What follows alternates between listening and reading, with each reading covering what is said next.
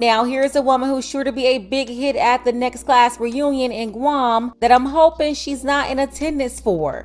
She went from salutatorian of her high school graduating class to the biggest scamming boss chick you've ever seen in 2024. Big money, big mansions on dozens of acres, 31 properties in several states, 80 cars, and more bling bling than the hot boys and the big timers combined. Meet Janet Yamanaka Mello. Janet really tried to act like she was so successful legitimately, raking in $100 million. But how she got this money would anger most Americans, especially military families.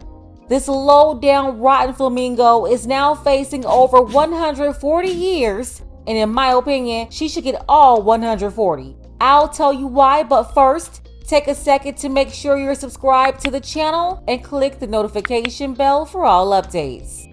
Janet Yamanaka Mello recently wiped her LinkedIn page clean, where her listed skills included strategic planning and budgets. I guess she's being honest because she was actively implementing strategic planning to steal the budget of the US Army. So yeah, that's her experience in strategic planning and budgets. $100 million worth of experience.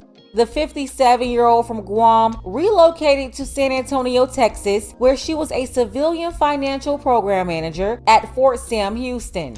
In 2016, Janet created a business. The name of that business, Child Health and Youth Lifelong Development, child for short, spelled with Y instead of I. Yeah, and I'm still asking why. Why did she do this?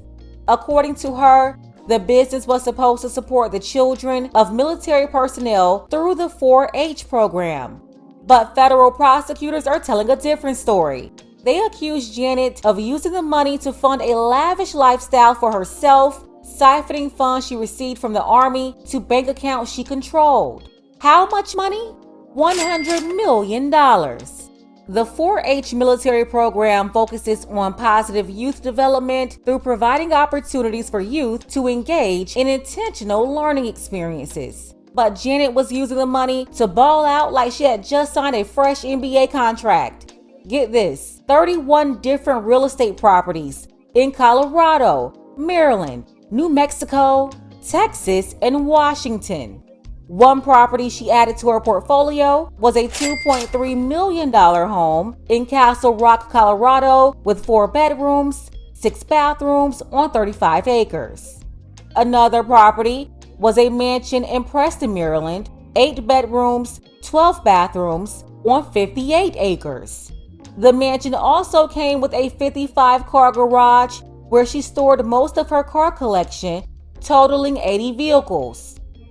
Yes, this scammy flamingo purchased 80 supercars, in addition to a fleet of motorcycles, which included 16 Harley-Davidsons, 5 Triumphs, 4 limited Ducatis, 2 BMWs, and a 1995 Ferrari Racer.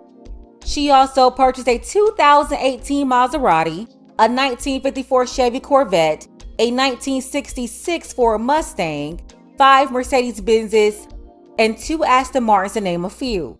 This woman had everything: jewelry, other luxury items, you name it, she bought it. But now the Fed swooped in and seized all of her trinkets, along with $18 million in cash from 6 different bank accounts she was connected to.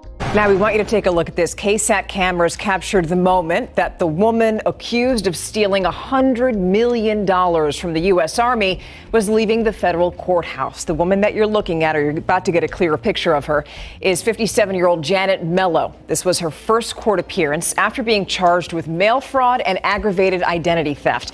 Feds say that she took money that was supposed to go to military members and their families and instead used that money to buy clothes, jewelry, cars, homes, and she allegedly did it while managing a financial program at Fort Sam Houston.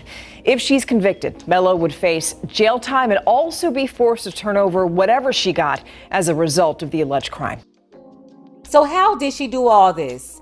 In a press release, the Department of Justice says Janet stole more than $100 million by frequently submitting fraudulent paperwork that indicated her organization was entitled to receive funds from the Army for services her fake company provided. Just one problem: her company didn't provide any services to any children or anybody at all. Well, except for Janet and possibly her own family. But no benefits were provided to the families the money was intended for. Bear in mind, this woman was not a part of the military. She was a civilian military worker. And in order to get these payouts, Janet is accused of forging a manager's signature. The fraudster started her scam back in 2016 when she created that fake youth program. The IRS flagged her suspicious business when she included it on her personal tax return in 2017, reporting a $483 profit on $2,152 in revenue. 2017 is also the year she picked up a marriage license in Guam and reportedly got married to her husband. According to reports, Janet Yamanaka Mello earned a salary of $130,000 per year from her job. So getting paid six figures wasn't enough for Janet the Jacker, obviously. That could only buy one of her cars, because she spent at least $100,000 on each vehicle. She's got 80 of them.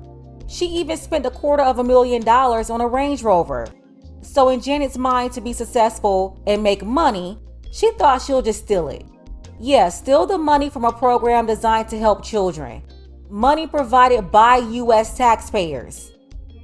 Janet was arrested in December 2023 and charged with 5 counts of mail fraud, 4 counts of engaging in a monetary transaction over $10,000 using criminally derived proceeds, and 1 count of aggravated identity theft.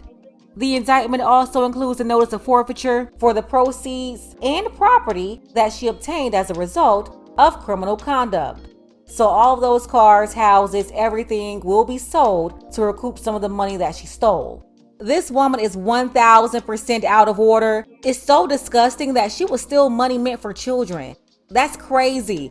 She's definitely going down in history as the biggest single civilian scammer of the military. But at minimum, I say she deserves at least 100 years. But really, they should give her all 142 with no possibility of parole either. They also need to figure out who else was in on this with her, because she stole $100 million and no one knew what was going on. Let's go ahead and get the conversation started. $100 million stolen from the U.S. Army by this big, greedy, selfish woman right here. Let me know what you think about this below. Special thank you to Havelock. I appreciate you, Havelock, for all of your support, as well as Edmund. Don't forget that you can support this channel as well. Links to Cash App and PayPal are below. Ladies, fellas, want a balanced analysis, want the truth from a woman's perspective? Then you're going to want to subscribe to this channel, and don't forget to like and share.